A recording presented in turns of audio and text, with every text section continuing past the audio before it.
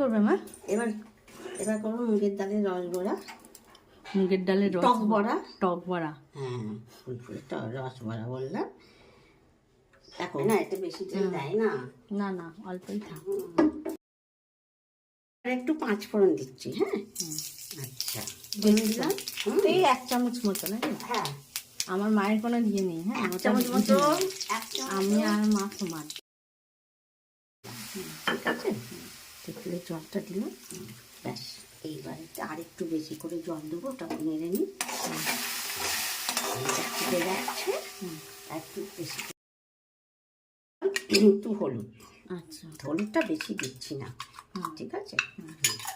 হলুদটা জাস্ট কালারের জন্য।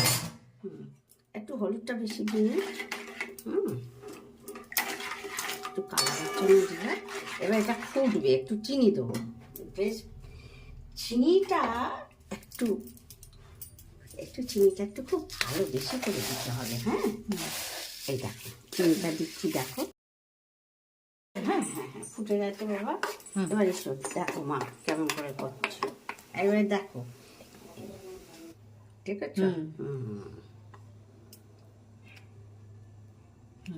দেখো, এরকম করে করতে হবে।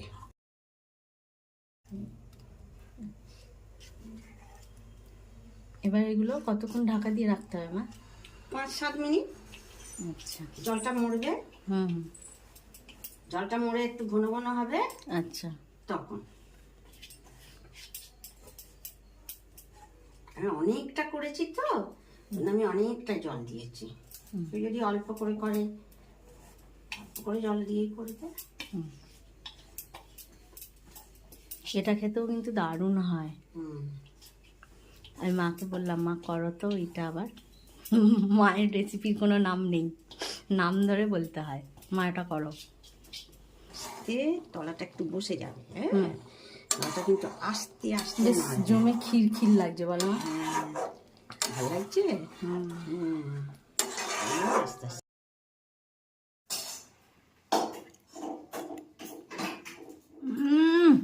মা, ভালো হচ্ছে, দুর্দান্ত হয়েছে সত্যিকার। তোমাদের খাওয়াতে পারলেই আমার আনন্দ বাবা। তোমরাই খাও, তোমাদের। একটু খেয়ে দেখো।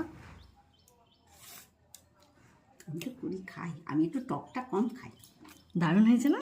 হ্যাঁ।